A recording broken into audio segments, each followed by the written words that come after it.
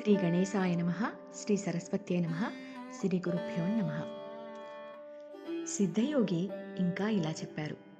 త్రివిక్రమ భారతి శ్రీగురుని నిందిస్తున్నాడని విని రాజు ఒకరోజు స్వామితో, స్వామి, అతడు మిమ్మల్ని నిందిస్తూ ఉంటే మీరు ఊరుకుంటారేమిటి?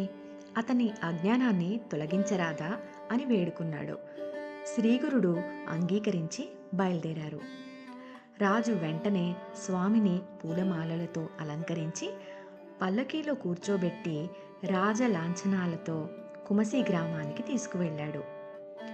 ఆ ఊరేగింపు మహావైభవంగా కుమసి గ్రామం సమీపించే సమయానికి త్రివిక్రమ భారతి పూజ చేసుకుంటున్నాడు. ప్రతిరోజు నరసింహ అవతారం అతనికి దర్శనమిచ్చేవాడు. త్రివిక్రముడు ఆ మూర్తిని మనస్సులో నిలుపుకొని మానస పూజ చేసేవాడు. కానీ ఆ రోజు అతడెంత ప్రయత్నించినా ఇష్టదేవతామూర్తి దర్శనమియ్యలేదు. త్రివిక్రముడు, స్వామి నృసింహ, ఈరోజు మీరు నన్నెందుకు కరుణించలేదు?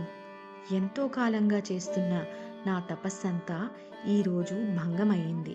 ఇక నేనేం చేయగలను అని ఆర్తితో తనను కరుణించమని ప్రార్థించాడు.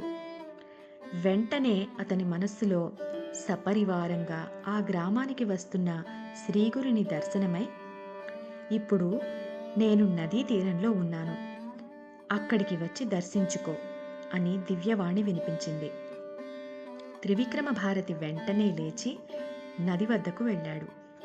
కానీ అతనికి ధ్యానంలో కనిపించిన శ్రీగురుడే అక్కడ దర్శనమివ్వడంతో అతడు ఆశ్చర్యపడి శ్రీగురునికి సాష్టాంగ నమస్కారం చేశాడు. మరుక్షణమే అతనికి సమస్త ప్రాణులు, రాజు, పరివారము కూడా ఎతులలాగా కనిపించారు.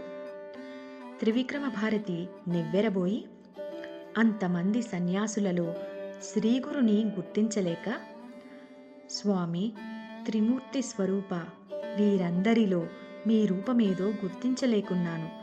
నాపై కృపతో మీ నిజరూపం దర్శింపజేయండి. ఇంతకాలం నేను చేసిన మానస పూజలకు సంప్రీతుడైన ఆ నరసింహావతారం మీ రూపంలో నేడు ప్రత్యక్ష దర్శనం అనుగ్రహించారు. ఈరోజు నా తపస్సు ఫలించింది, అందువలననే మీ దర్శనం లభించింది అన్నాడు. శ్రీగురుడు సంతోషించి తమ నిజ రూపంతో కనిపించారు. అంతకు ముందు కనిపించిన యతీశ్వరుల రూపాలు అదృశ్యమై వాటి స్థానాలలో స్వామిని అనుసరించి వచ్చిన రాజు, పరివారము కనిపించారు. స్వయంగా రాజు చేత వింజామరలతో వీచబడుతున్న శ్రీగురుని దివ్య మంగళ రూపాన్ని త్రివిక్రముడు కన్నులారా చూశాడు. అప్పుడు శ్రీగురుడు, త్రివిక్రమ, ఎవరిని దాంభికుడని, భ్రష్టుడని నిందించావో ఆ సన్యాసియే మేమిప్పుడే నిన్ను పరీక్షించాము. నృసింహ భక్తుడవైన నీవు మమ్ములను ఏ కారణంగా విమర్శించావు? దంభి లక్షణాలేమిటో తెలుసుకోవాలని వచ్చాను. నీ నృసింహుని అనుగ్రహంతో నా విషయమై నీ సంశయమేమిటో వివరించు అన్నారు.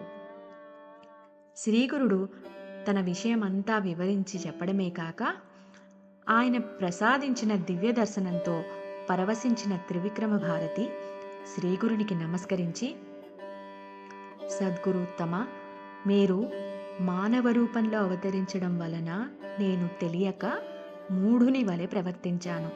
నన్ను క్షమించండి. విదురుని వద్దకు, ద్రౌపది వద్దకు అనుగ్రహించవచ్చిన శ్రీకృష్ణుని వలె నన్ను అనుగ్రహించడానికే మీరే స్వయంగా వచ్చారు. మీరు సాక్షాత్తు త్రిమూర్తి స్వరూపమైన పరమేశ్వరులే. పగటి వెలుగులను చూడలేని గుడ్లగూబ వలె అజ్ఞానినైన నేను మీ పరంజ్యోతి స్వరూపాన్ని గుర్తించలేక భ్రమించాను. మీరు నన్ను జ్ఞానమనే నావలో ఎక్కించి మీ కృపయనే అనుకూల వాయువును ప్రసరింపజేసి ఆత్మయనే ఒడ్డు చేర్చండి. భారతంలో అర్జునునికి శ్రీకృష్ణుడు విశ్వరూప దర్శనమిచ్చిన కథ విన్నాను.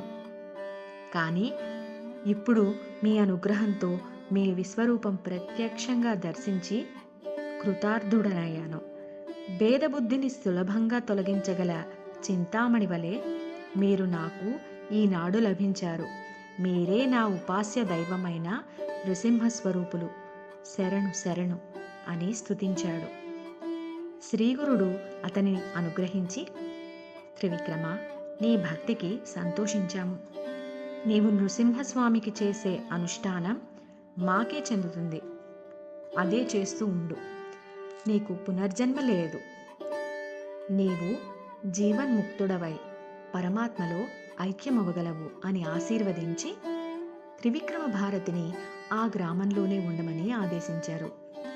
తర్వాత ఆయన గ్రామాధిపతితోనూ పరివారంతోనూ, మాకు అనుష్ఠాన సమయం అయ్యింది, మేము ముందుగా వెళ్తాము, మీరు వెనక రండి అని చెప్పి మనోవేగంతో సంగమానికి చేరుకున్నారు.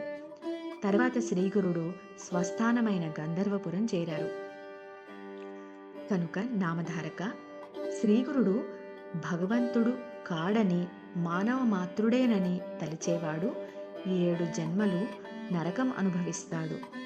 గురువే బ్రహ్మ విష్ణు మహేశ్వరులని వేదాలు చెబుతున్నాయి. నా మాటపై విశ్వాసముంచి లోకులు శ్రీగురు పాదాలను ఆశ్రయింతురుగాక.